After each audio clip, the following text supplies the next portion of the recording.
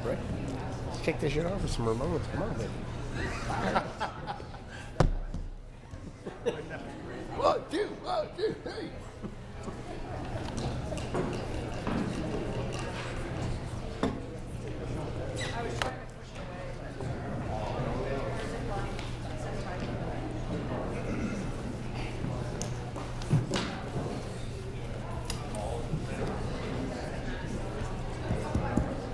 We'll bring the meeting to order. Welcome and thank you all for attending the 2023 Sunapee School District Deliberative Session. My name is Chris White and I will be serving as a moderator for tonight's proceedings. Please stand and join me for the Pledge of Allegiance.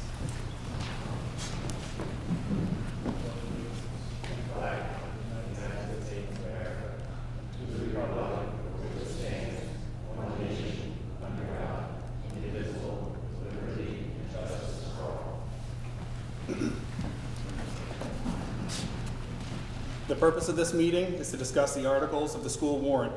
The meeting cannot eliminate any article from the ballot. Voting on all articles will be conducted on March 14th, 2023 from 8 a.m. to 7 p.m. at the Sherburne Gym. Under New Hampshire law, the moderator will set and uphold the rules of the meeting. Any ruling by the moderator can be challenged and requires a majority vote to overturn. All articles will be read as they appear on the warrant. The flow of the meeting will be as follows. The article will be read. I will ask for a motion and a second from the board to move the article to the floor for discussion. The school board will be given the opportunity to speak to the warrant article. Once the introduction is complete, voters can make their way to the microphone to be heard. We have microphones located on either side. When acknowledged by the moderator, please state your full name and street address. You may address questions or make a concise comment. Please address the moderator directly. There will be no personal attacks. All comments and questions must be specific to the article on the floor. Once discussion is complete, the article will be moved to the ballot by motion. Any registered voter can make a motion to amend an article, but it must adhere to legal statutes. Anyone who opts to amend an article must provide it to the moderator in writing. After motion and second, the amendment will be discussed. Now, to introduce the participants of tonight's meeting, we have Russell Holden, Superintendent, Jesse Tyler, School Board Chair, Scott Ritzman, Vice Chair, Edward Anderson, School Board, Kelly Wessels, Business Administrator, Carrie Claus, School Board, Andrew Nichols, School Board, Steve Whitley, District Legal Counsel, and Jennifer Correa, School Clerk. We will now dive into the warrant articles as written. To the inhabitants of the school district of the town of Sunapee qualified to vote upon district affairs, you are hereby notified to meet at the Sunapee Middle High School Gymnasium and classrooms located on 10 North Road in said Sunapee, New Hampshire on Monday, February 6, 2023 at 6 p.m. for the first session of the annual school district meeting to deliberate upon the articles and to meet again at the David W. Sherburne Gymnasium located at Route 11 in said Sunapee, New Hampshire on Tuesday, March 14th, 2023 between the hours of 8 a.m. and 7 p.m. for the second session of the annual school district meeting to vote by ballot upon the following articles.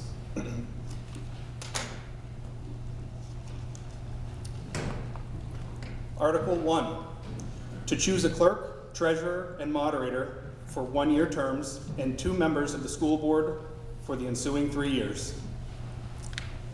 If there's no discussion on this, it will be moved to the ballot. Article 1 is moved to the ballot as written. Article number 2, to hear reports of agents, auditors, and committees or officers heretofore chosen. There are no reports that have been offered. If there's no objection, this will be moved as written. Article 2, moved as written. Article 3.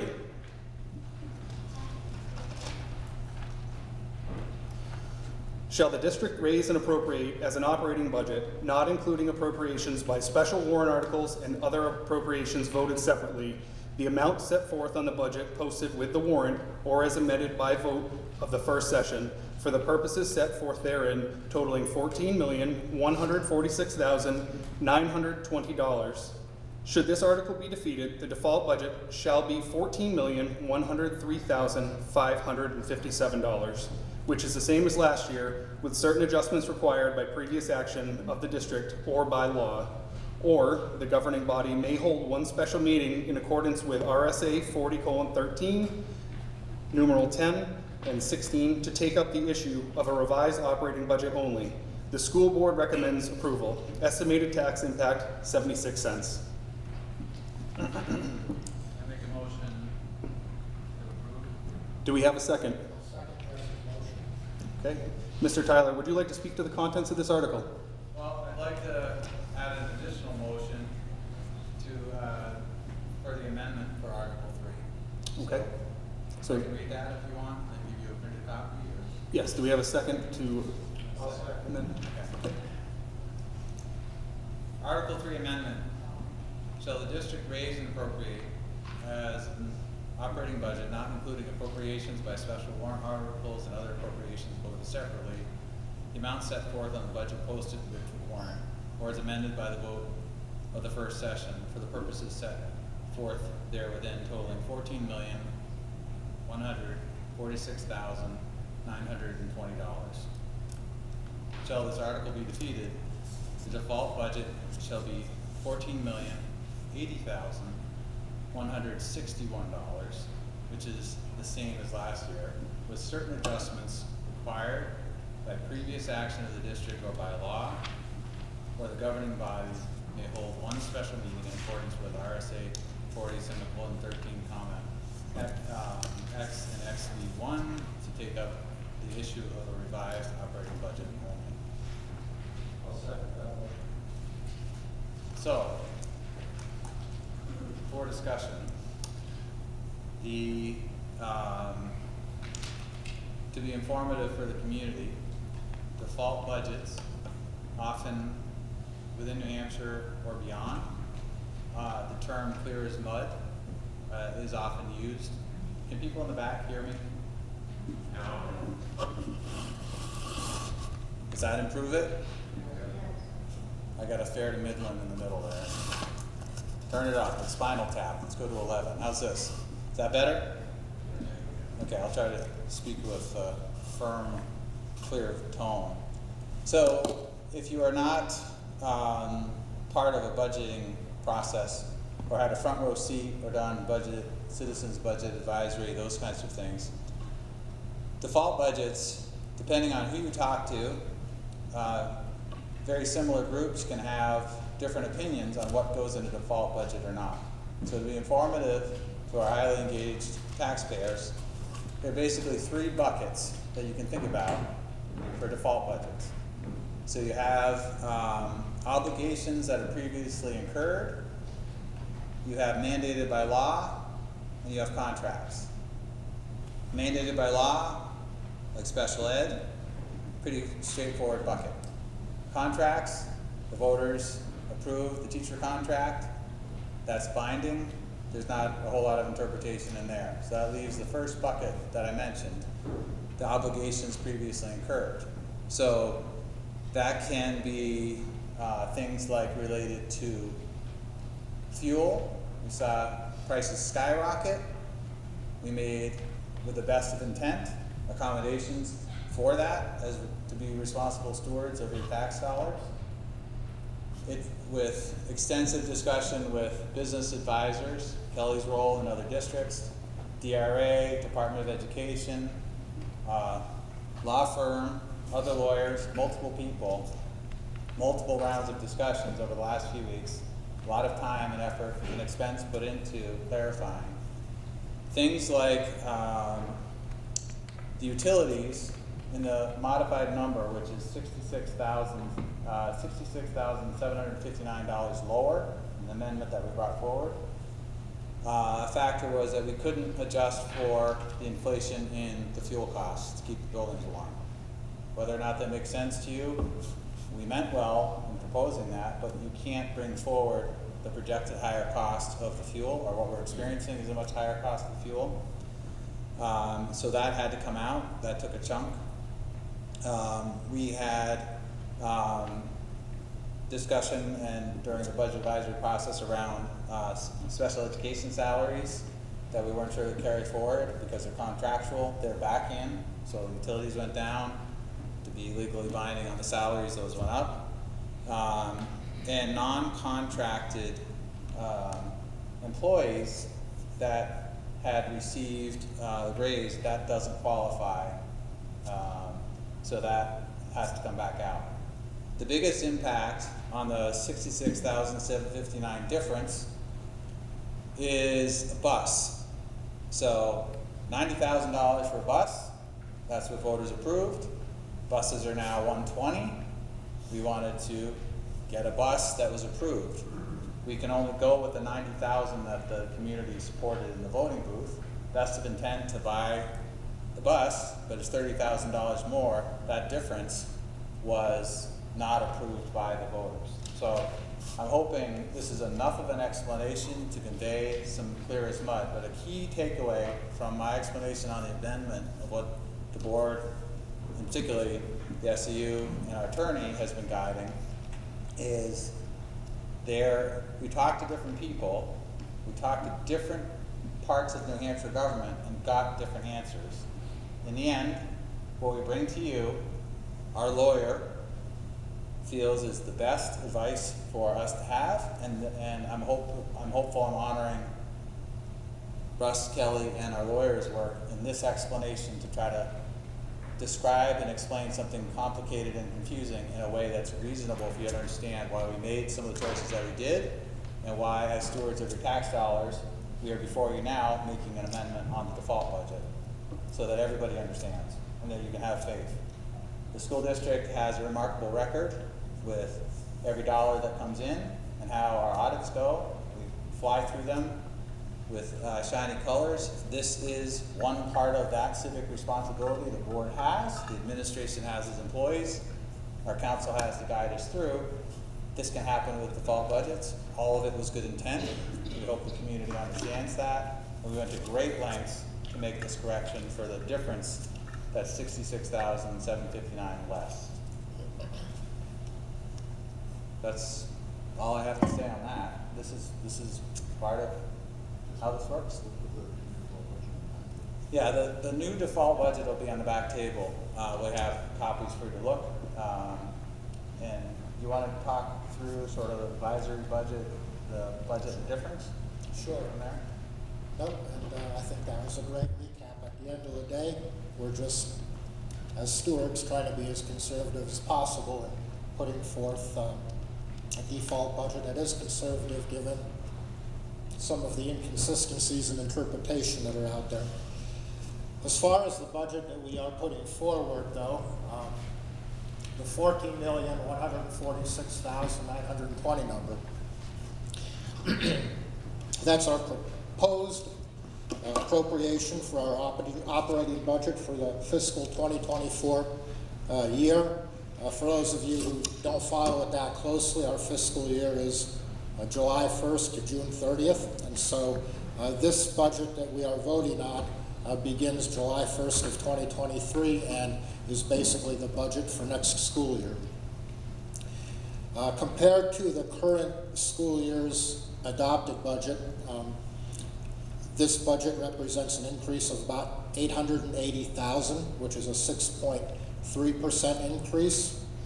I think it's important to note that $580,000 of that is the principal and the interest payments for the voter-approved elementary school project from last year. And so, setting that $580,000 aside for a minute, that leaves about $300,000 in operating increase, which is just under 2%. You know, in inflationary times, not a terribly bad increase, I don't think. The elementary school project was approved last year as a separate warrant article. This year, it's in the budget. That's kind of how the teacher's contract works as well. Last year, the teacher's contract was voted on and approved by law as a separate warrant article, and that's the year one of the contract is this current school year. So year two of that contract that it approved for last year was the upcoming school year, year 2 is in this budget that we're voting on for next school year. So that's part of the increase as well. As Jesse mentioned, energy costs have skyrocketed. That has been built into this budget. Propane, oil, diesel fuel, electricity even. It's all gone up. We've all felt that at a personal level, and the school district is no different. So that's one of the big increases in the budget as well. But for the most part, I would say most of the line items in the budget have either been level funded or have decreased in some cases. So again, carving out the elementary school project, you're looking at about a $300,000 increase in just pure operational expenses year over year. The tax impact is estimated to be 76 cents per $1,000 of assessed value.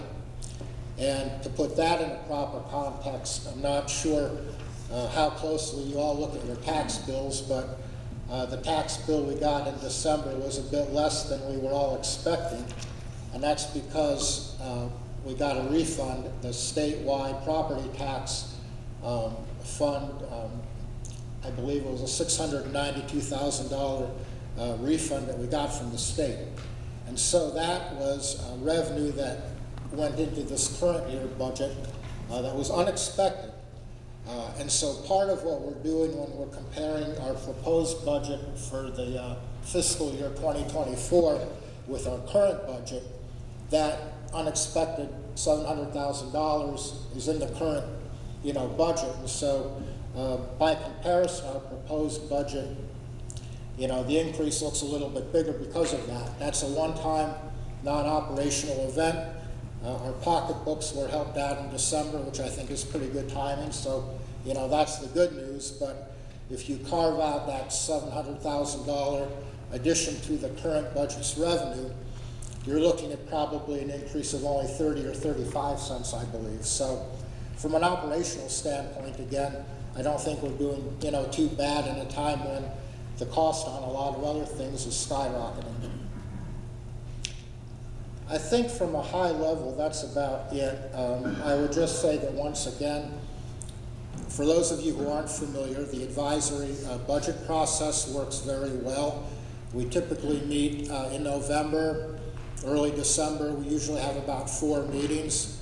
The 2 building principals come to one of the meetings and present their budgets. We also hear from all of our directors, John, Matt, Brenda, Tara, and of course Russ and Kelly really do a great job of keying up the numbers for us so that we have something that we can really work with and digest.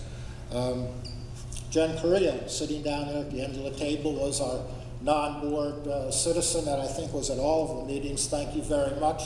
Hopefully the second time around it made a little more sense for you. But the board participation was great. I think most of us were at most of the meetings. And from a high level, it gives us a great opportunity to dialogue, talk about the big picture, talk about our changing student population trends. Special education is a moving target from one year to the next, depending on enrollment. So, we get to talk about all of those things. And by the way, those are public meetings. You all are, able to come to those. We usually meet in the library in this building, and the public is welcome to attend. So those are very constructive sessions, and I think that's about it, unless you have anything else. No, you did a nice job. Clear as mud. Thank you to the board. At this time, the floor will be open for discussion. Any voters who would like to come up to the microphone. We are now addressing the proposed amendment to Article number 3. Please feel free to make your way to the microphones. Please state your name and address.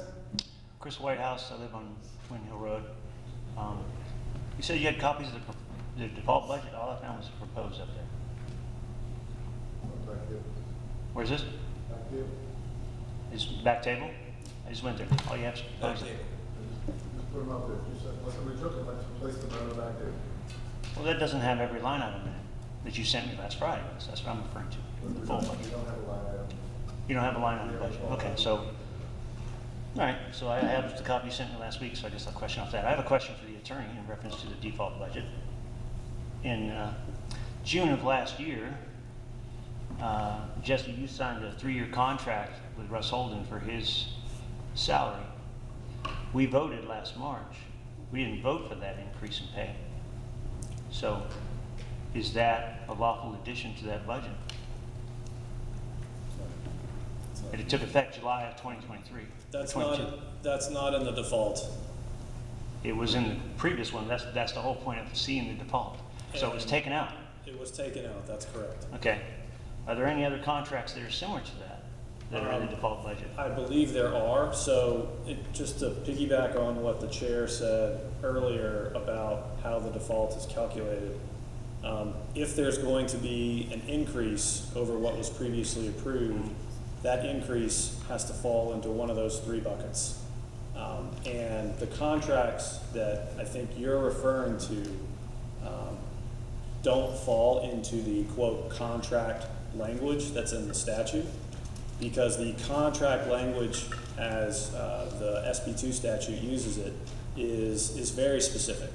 And I think that's kind of where your question comes Yeah, from. House Bill 1307, 2018. Right, and so, so contracts like that, like the superintendent and any others in the district that were increased after there was a vote on the budget, Right.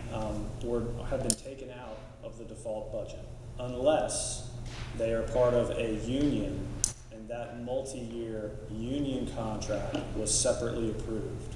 Right, so my question is, non-union, not the teacher's contract, which is approved last year. Is there anything in the default budget, say, special education administrator, occupational therapist, where those had default budgets? The one I got last week had those increases in it. Are those in this one? Can I just remind you, please, we need to speak directly to the warrant article on the table. I am talking about the default budget, Mr. White. That is what we're talking about, right? This Thank you. article is in reference to the proposed budget. No, we're talking about the default budget. That's on the warrant article. We're talking about this warrant article as a default budget, okay? That's part of this default. That's part of this amendment article, right? So that's my question. So go ahead, sir. You just mentioned other sorts of salaries and Non-union. non-union salaries, that's right. One of those buckets is the mandated by law one. The district is required by law to provide special education to those students that require it in the district. Part of that means funding at a certain level to be able to provide those services. So yes, there are salaries that have increased from what was previously approved, and they're not part of a union, Right. but they were increased because they are for the provision of special ed services, and the district is required to provide those services to the students that require it. Okay, so is that federal law? I'm just out of Yes. curiosity. It's a federal law that says you can increase Oh, pay to those people. no, the federal law is what requires the district to I provide understand that. special ed services. Are you? I'm say your question curious. one more time, I'm sorry. So you're saying that there's certain buckets, right? My The buckets question- are in state law. The buckets that I'm referring to are all in state law. They're all what? In state law. In state law. Okay, so there's a state law that says you can increase those administrators' pay. Yes. What state law would that be? It's the SB2 law. It is RSA 40:13, and it's in the definition of what constitutes the default budget. Thank you. I do have 2 questions in reference to the proposed budget. When it comes to the biomass, you said that we were going to see a savings. I already asked this at a meeting, but I'd like to address it again. You said we'd see some savings in fuel costs and the actual reduction of fuel of, according to the presentation, $32,000, depending on which one you went to. So I was wondering if you could show us in the budget what savings we got by putting in that biomass system, if any. Can I respond? So the biomass system is not mean, Carrie, you're the expert in the house, but I just want to, just so everybody understands the context. We are confident in the savings projections. The biomass is not complete. It is, are getting that online as quickly as we had planned for. It's one of the few parts of the project, despite everything else with global supply chain issues and the like, it's one of the few things that is not complete. So we don't have a full biomass fully functioning yet, with months to show the measurable difference that we are still remain just as confident in. Does that, Yeah, want to add to that? Yeah, so the fuel cost for the elementary school was removed from the budget. The oil Correct. was lowered, yeah. Yep. But it's also offset by the increased propane costs, which have essentially doubled for everybody, not just for the school district. And also the increased fuel costs for this building, the SAU building. And then from an estimated savings perspective, we have taken what we feel is a conservative route because we don't have data. We expect to see savings. We're not going to realize them this year. And we just don't know exactly what they're going to be. So from a conservative standpoint, we wanted to err on the side of conservatism to account for the fact that the costs have increased for propane and for oil for the district on the whole. But we have removed the oil cost for the elementary school. So next year, we should see savings? That's our expectation. All right, thank you. One more question on the revenues, actually. And the handout that you guys mailed us, not the one you guys sent us. You're saying that you have 692,000, I'm sorry. The unassigned fund balance is $631,520. And then you're gonna, the next three warrant articles, which are not real for discussion, but they are per se to this question. It's $175,000 that will be taken away from that unassigned fund balance.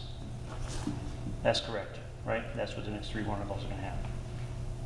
So my question to you is if you take that $175,000 from that number, you're going to drop that down to $456,520, which is going to be less than last year's unassigned fund balance. So that, because you're not giving us the same fund balance as you did last year, will actually raise taxes $118,689. So when you say that those three warrant articles don't cost us anything, it's actually not true, is it? If you give us less money in fund balance? Excuse me, which three warrant articles are you referring to, please? The three warrants, I'm referring to the revenue line item in here, the unassigned fund balance, which are going to be funding the three warrant articles coming up, so if they all pass, it will lower that number, which will actually raise taxes. That's my question. Will it raise taxes? If we do not have an unreserved fund balance, then that is the source, not additional taxes. So if, that's why if everybody out here is following along, if you look, the easiest to see is 5, we'll get to these in detail soon, but 5 and 6 show a 0 estimated tax impact. If there is not an unreserved fund balance, then there's no money to do these small warrant articles that we'll get to in a minute. I understand that, but that's not my question. My question to you is, that's going to raise taxes if you give us less money in fund balance than you do last year. Because the money you gave us, say it's $500,000, give an easy number.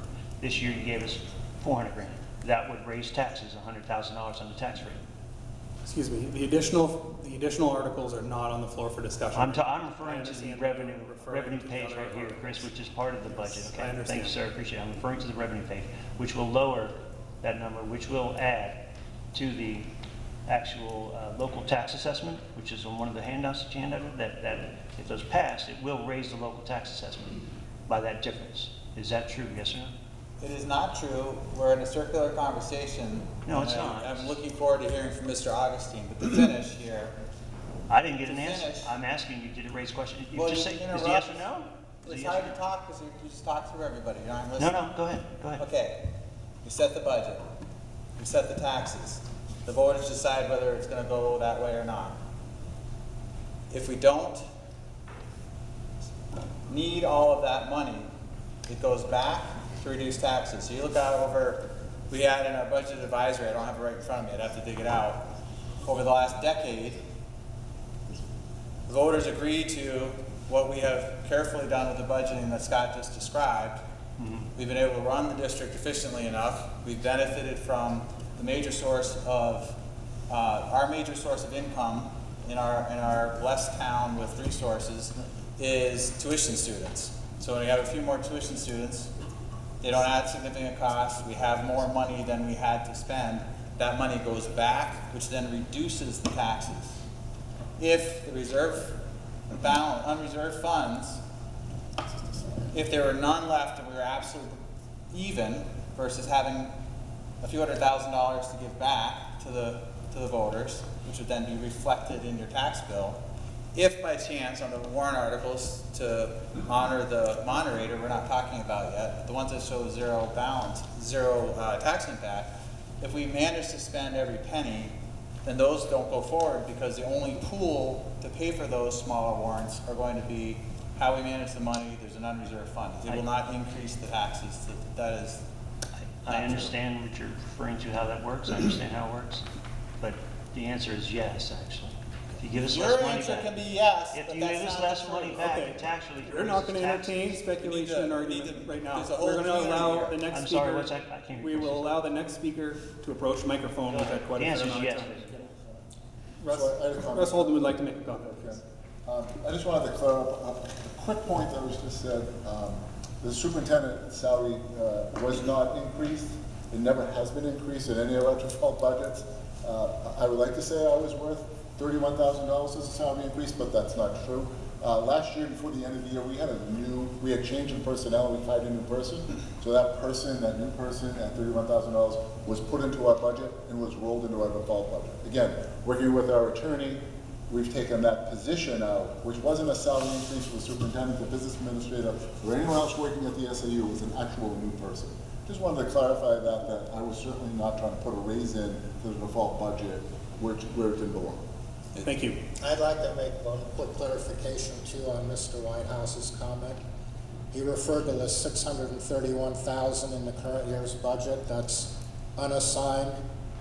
In our conservative proposal for the upcoming budget, we're only proposing or estimating a $250,000 unassigned fund balance. And so the delta between the 630 and the 250 is greater than the 175 he's referencing. So in fact, the warrant articles that we're going to be discussing, when they say zero tax impact, there is zero tax impact. Does that make sense? Thank you. Yes. All right. Please state your name and address Article 3 specifically. John Augustine, 296 Nutting Road, Sunapee. The $14,146,930,000 proposed was mentioned that was arrived at through a series of 4 budget committee meetings. Were those meetings recorded so that anybody who was interested in getting the details could go back and watch those discussions? They were posted public meetings. Correct. So someone could attend in person, I take from your answer, but were they recorded so that someone could watch them this evening or the night after the meeting or at any time in the future? Those meetings were not recorded. Okay. Was there an option at those meetings to participate remotely?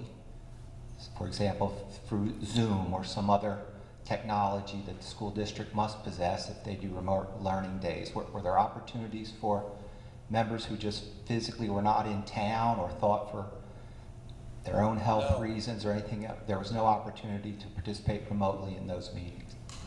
Okay, well, it appears to me that you own a lot of microphones and recording equipment. I would encourage you in the future to record those meetings and also to allow people to have remote participation opportunity, and that would benefit everyone because we would all know more about how the numbers were arrived at. Is this going to be part of the budget?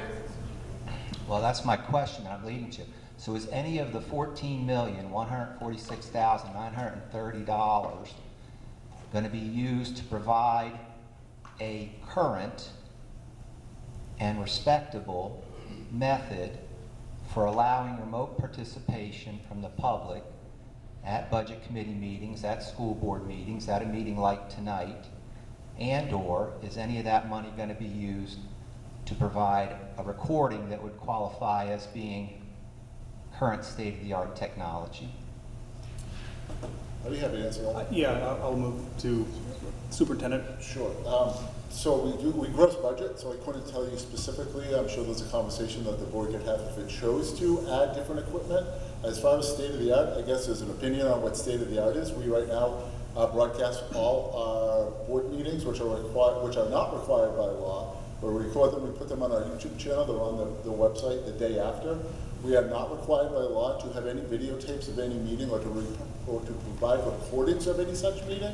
Is it something the board certainly could consider within the $14 million budget? Sure. All right, thank you. I mean, I think if you want to claim to be one of the top school districts in the state of New Hampshire, you should strive to be the top in all areas, and allowing public participation and recording of meetings would qualify that, in my opinion. Is there a question regarding the article in the state? I have a separate topic.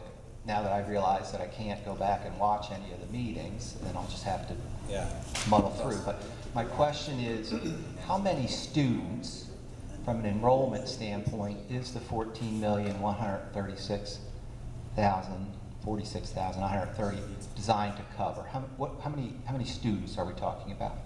Are you asking our current enrollment? Well, I would say that would be next year's enrollment, but if you have this year's enrollment, I'll take Our that. current enrollment is 400. 400 total students?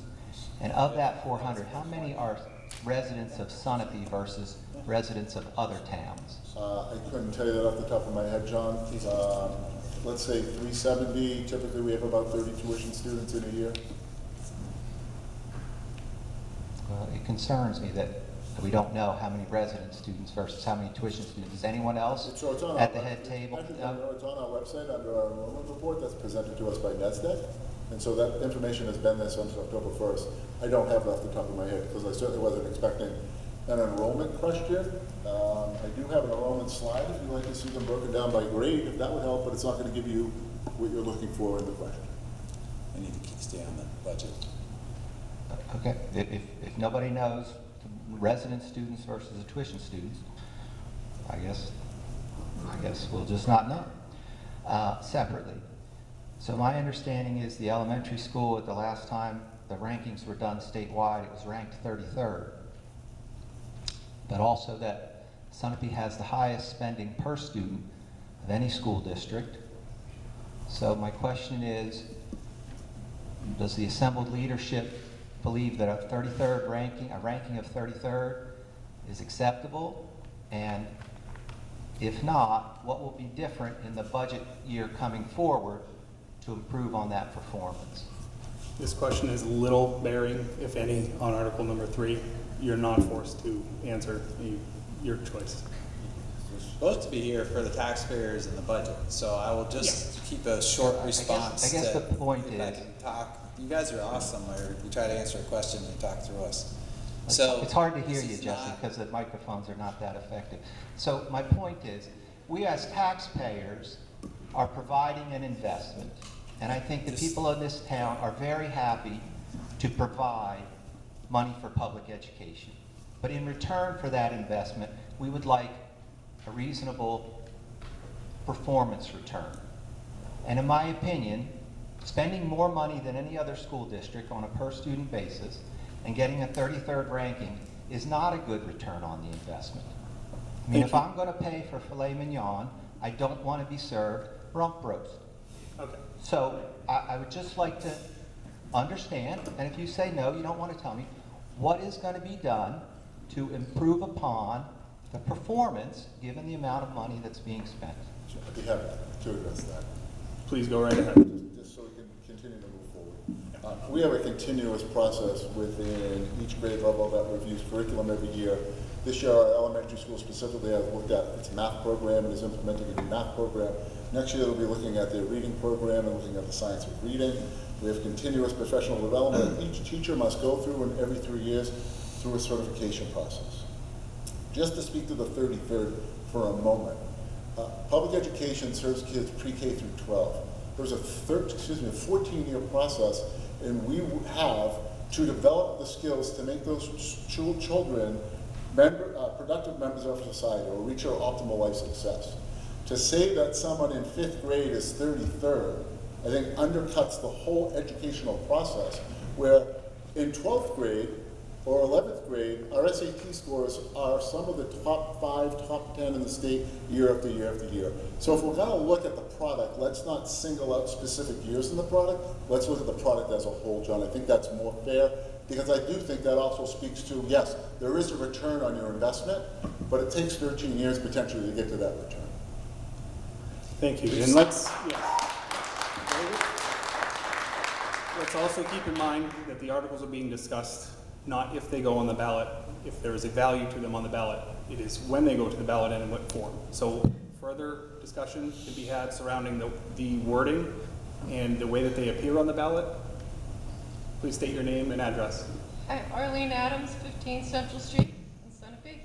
I do have a question about the budget.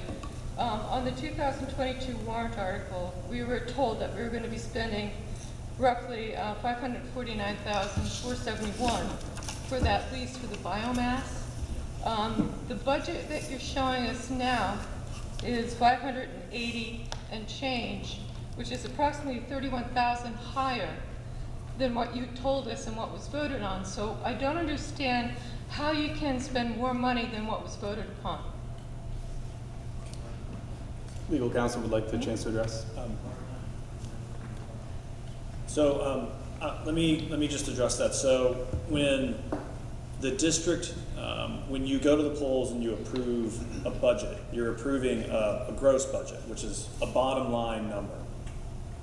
Within that budget, the school board has the discretion to move funds around from one purpose to another one, but they cannot go above that. They cannot exceed that bottom line number.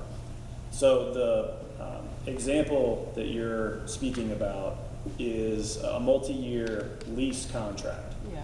At the time when that figure was put in last year, it was an approximate figure. And I believe the warrant article even says it's an approximate figure. So when the actual contract was signed, the annual payment figure had gone up. And the district, the school board specifically, have the legal authority to move funds around to make that higher payment, even though it was a lower figure in the article. And the state law on budgeting and how the school board can move money around specifically allows them to do just that. So where did this $30,000 come from then? It came from some other purpose in the budget. I don't know specifically, but it was moved from some other purpose to make up that gap so that the district could make that payment.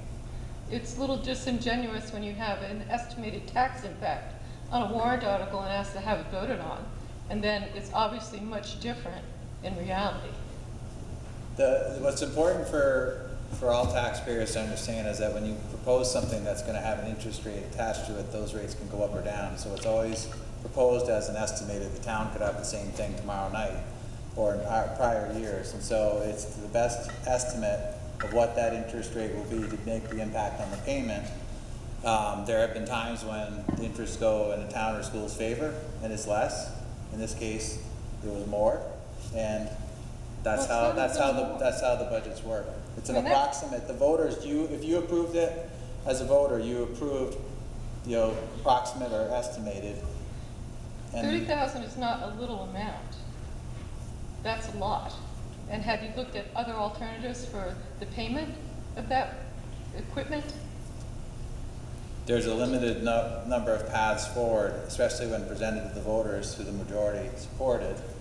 That happened to be what it had to be able to do the project that was supported. I'm not sure that I have anything else to add.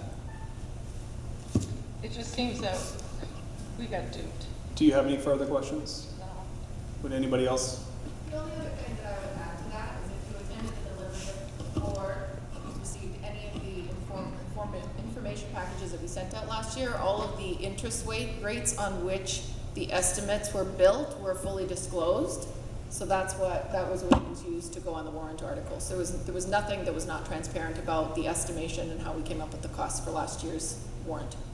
And I want to be on public record that I resent your comment of feeling duped. You can have your feelings, but we work in a public service with integrity. I push back on your comment in some earlier tone. It's offensive and unnecessary. And I Well, I think- apologize. That is my shortcoming. I should have upheld that. And we did address in the beginning of the meeting rather, no personal attacks. Please, let's keep it a civil discussion. I will say too that over the 3 or 4 years of discussing the building project, you know, one of the urgent pieces to this has been increasing building costs, and at some point the interest rates were going to go up, and that's exactly what happened in the spring and summer of last year.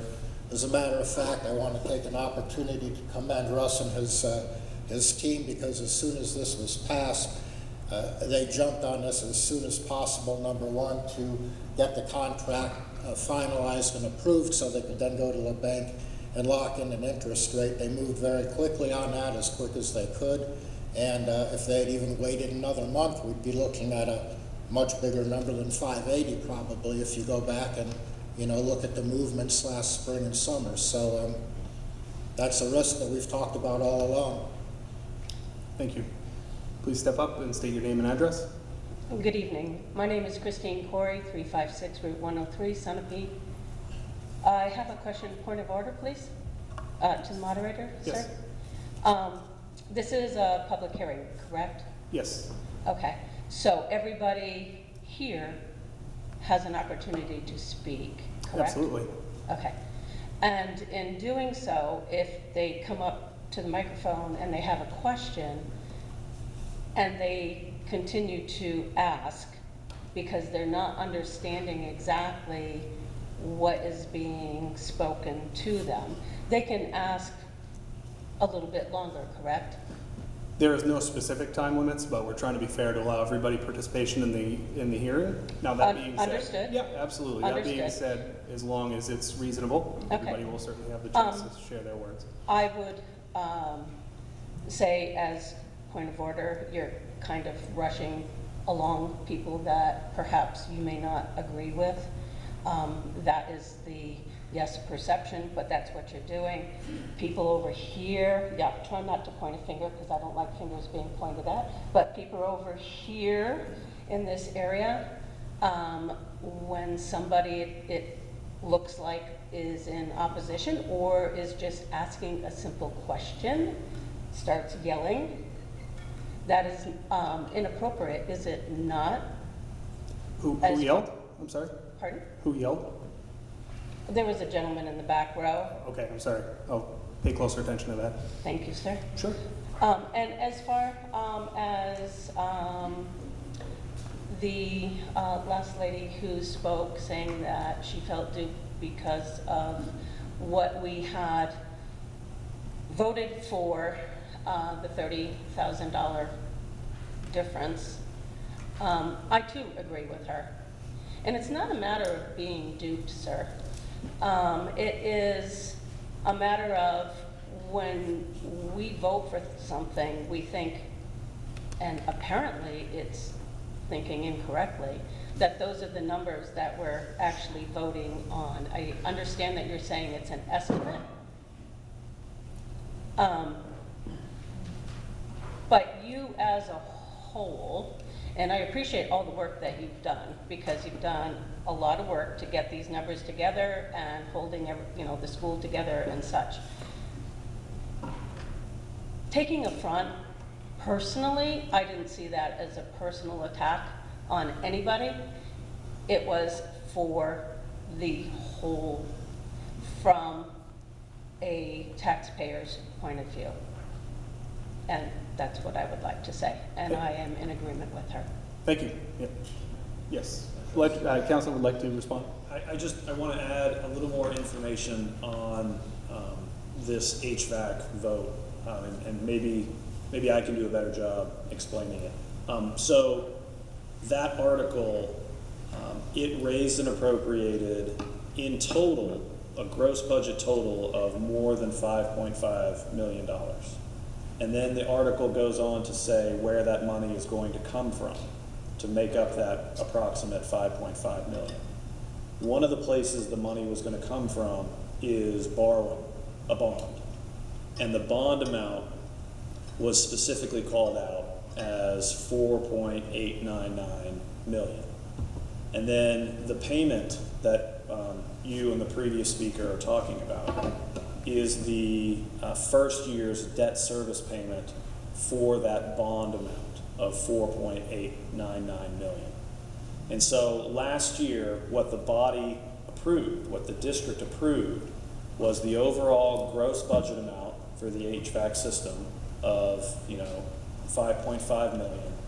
And the district also authorized the school board to go out and borrow approximately 4.899 million. And then, because using the best information that they had on hand, they approximated that first year's debt service payment. And that's what we're talking about, is that first year's debt service payment. But at the end of the day, the district did vote in favor of the overall project and also the authority to borrow that specific amount. And the difference, as I was mentioning previously, between the estimated payment and what the actual payment was, the board has the legal authority to move money around to make that payment. So I don't know if that helped. I hope it did, but I just wanted to add that. Thank you. Thank you very much. Name and address, please. Carol Wallace, 27 Brookhaven Lane. And I'd like to start off by commending the school board for coming up with a budget that, net of the warrant that was passed, comes for the elementary school rework, comes in at less than 2% when the average inflation, projected inflation rate is 8% and above. So I think that the work that you have done over the past year coming up with this budget is excellent work. If you take a moment and look line by line through this budget, you'll see that there are lots of puts and takes, and where it's obvious to me that a lot of work was done analyzing each line and saying, do we need this in this line? Can we take that from this line and put it into this line where we have identified the need? So I think we all, the town, needs to stop for a moment, think about all that you have done to get to the numbers that you are presenting tonight, and take a moment to thank you for the work that you've done, because I, as a citizen, think that it's worth every penny. So thank you.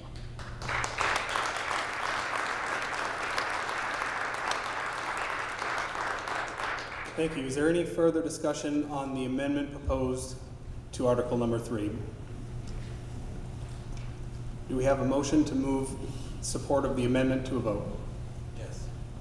Motion, do we have a second? I'll second Jesse's motion. I will read the amendment as it is provided by the school district. Article 3 amendment. Shall the district raise and appropriate as an operating budget, not including appropriations by special warrant articles and other appropriations voted separately, the amount set forth on the budget posted with the warrant or as amended by the vote of the first session, for the purposes set forth therein totaling $14,146,920. Should this article be defeated, the default budget shall be $14,080,161, which is the same as last year with certain adjustments required by previous action of the district or by law, or the governing body may hold one